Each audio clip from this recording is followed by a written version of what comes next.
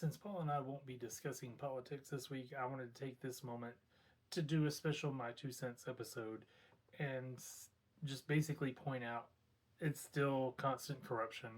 Trump is wanting to get beef from Argentina instead of actually from U.S. cattle farmers.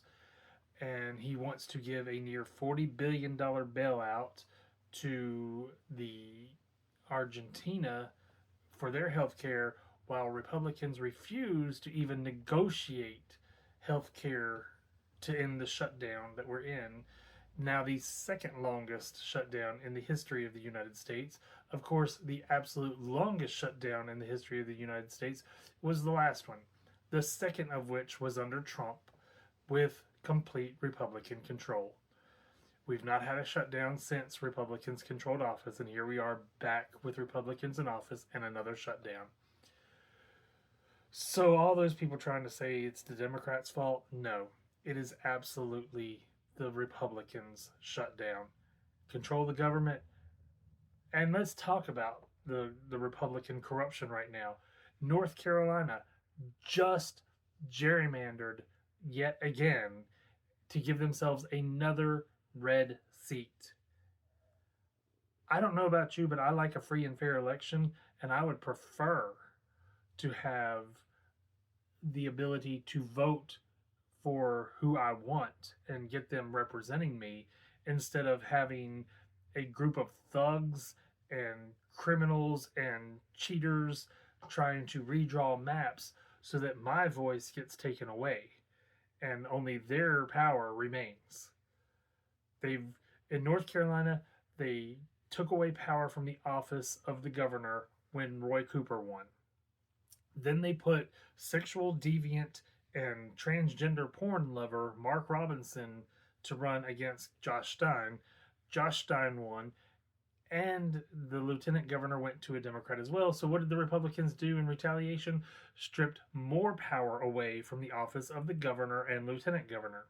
Now they are stripping more power away from North Carolinians and giving another seat to a Republican with gerrymandered maps. Now, gerrymandering, regardless of what you say, I know people will be like, well, the Democrats have the most gerrymandered states in the union. No, they actually don't. Republicans still have the most gerrymandered states in the union. Both parties do it, and I'm not defending either one. However, Republicans should be listening to the voice of the people they represent right now, and they would not have to cheat and steal to hold on to power. This is where we're at.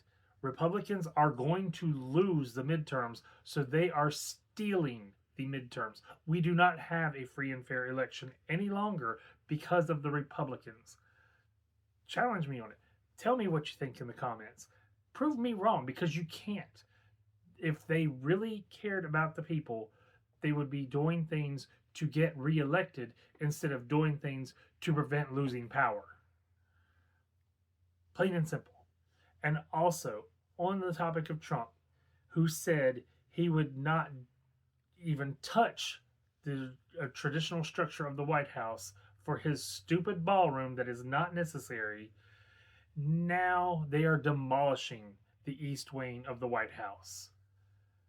Trump said it was going to be completely donor funded. Now Trump's demanding $230 million in suffering and damages because he was investigated for crimes he actually committed. Then, when talking about getting the money, the $230 million, he mentioned he would donate it to charity. Okay, let's talk about Trump's charity history. Remember how Trump and his sons defrauded a children's cancer charity? Absolutely. They could not collect money for donations for any kind of charity again in New York because they fraudulently spent children's cancer charity money. When will people wake up? Why are we still suffering? What do we have to do to get it through to people that this guy is corrupt and the Republicans are spineless cowards who refuse to hold him accountable? Are you as mad as I am? Are you tired of this? Please, let's talk about it in the comments so we can figure out something we can do to actually take our country back instead of making it America KKKA. I'm done.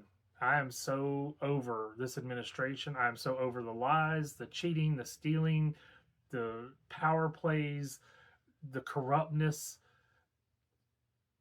I mean, we still haven't gotten the Epstein files released. Mike Johnson, a simp for Trump, refuses to swear in the woman who will be the 218th vote to release the Epstein files. My personal belief is that he's delaying as long as he can so they have time to rewrite the Epstein files before they release them to remove Trump's name, even though Trump's own DOJ told him in May that he was named numerous times in those Epstein files, and new documents showed Elon Musk, Peter Thiel, and Steve Bannon were all mentioned in the Epstein files. All have been close associates to Trump. Trump appointed Lawrence Taylor as the head of his youth sports program. And the problem with that, Lawrence Taylor actually confessed to trafficking a 16-year-old girl. Linda McMahon is accused of helping to cover up the Rainbow scandal in the WWF in the 80s. Pete Hegseth has had all kinds of sexual charges, like battery, and I don't know what he may not have had sexual charges. I know he had battery against his wife. I know he was a drunk. And of course, once a drunk, always a drunk. Do we trust him? Why? He's got white supremacist tattoos all over his body. I don't trust that at all. So this is where we're at. Are you as mad as me? Are you ready for this nightmare to be over? Is there any way we can get our voices heard and make sense to people who only love this man because he hates the right people?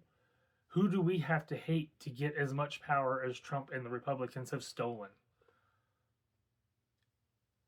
Thanks for watching. Remember to hit like and subscribe. Please leave your comments in there below so we can discuss this. I want to know what you think about all this. I want to know what we can do to make this better, because this country is in dire straits and desperately needs help. Thanks for watching. Goodbye, everybody.